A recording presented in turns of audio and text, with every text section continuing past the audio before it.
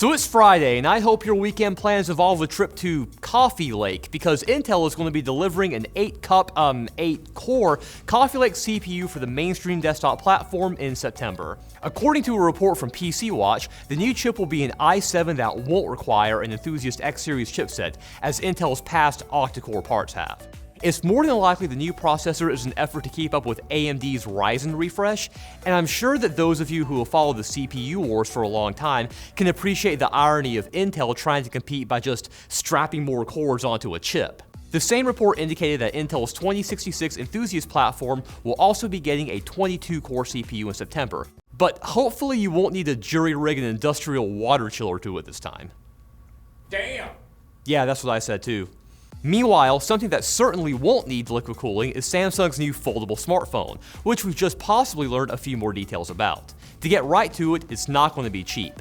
Speaking to the Korea Times, an industry analyst is expecting a launch price in the neighborhood of 2 million Korean won, which works out to about $1,800 US.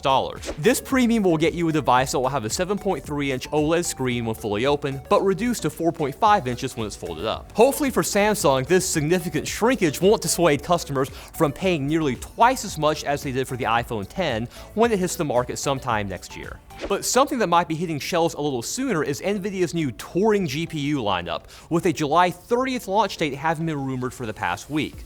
But today, we've got some new details as to what to expect. According to a report from TweetTown, the top-end card will cost either $999 or $1499, depending on how much GDDR6 memory you want. And another report from Tom's Hardware indicates the new chips will be very much VR-focused, as not only should they have the performance to drive 4K titles at over 120 frames per second, but they'll use a special, yet proprietary, VR connector that can push even higher refresh rates to a VR headset. Unfortunately, we still don't know exactly what the numbering scheme for the new lineup will be, though reports suggest GTX 1185, 1190, or maybe something else.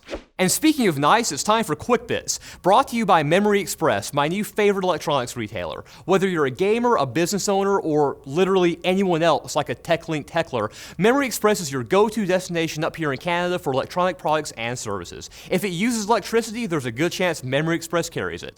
Plus, with their Uber price beat guarantee, they'll beat any authorized Canadian retailer's price by 10% of the difference both in-store and online, so click the link below for all the details. Okay, so now to Quick Bits. Amazon wasn't the only player in the field of just walk out shopping for very long, as a Reuters report indicates that Microsoft is showing their own Amazon Go-like technology to retail giants like Walmart, possibly as a response to Amazon's technology rolling out at Whole Foods. But I'm mostly wondering what effect this will have on Black Friday parking lot violence. If you're still running Windows XP or for some masochistic reason Windows Vista, you can forget about downloading any new Steam games after the end of this year, as Valve is planning to drop support for those operating systems on January 1st. Possibly bad news for a few folks using XP for better compatibility with older games, though I'm sure it's good news for the folks over at GOG.com. The merger between AT&T and Time Warner is now complete, only a couple of days after a federal judge gave the companies the green light. And with net neutrality protections recently repealed in the US, people are already concerned about another huge ISP acquiring a company that owns properties like HBO and CNN. So you might know who to blame if your games start to lag because your neighbor's really into The Sopranos. And speaking of organized crime, some law enforcement officials are a little miffed that Apple is preparing to have iPhones disable their ability to be read as a data device over USB by default, if the phone has been sitting around for an hour without being unlocked. This will make it harder for police to use snooping tools that rely on a USB connection, with one prosecutor down in Louisiana even claiming that Apple was protecting criminal activity.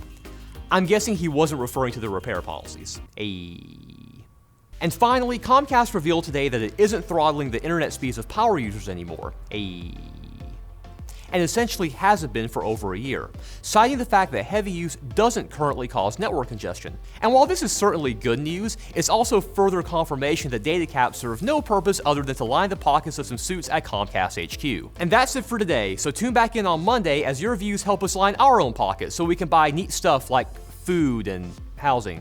Okay, bye.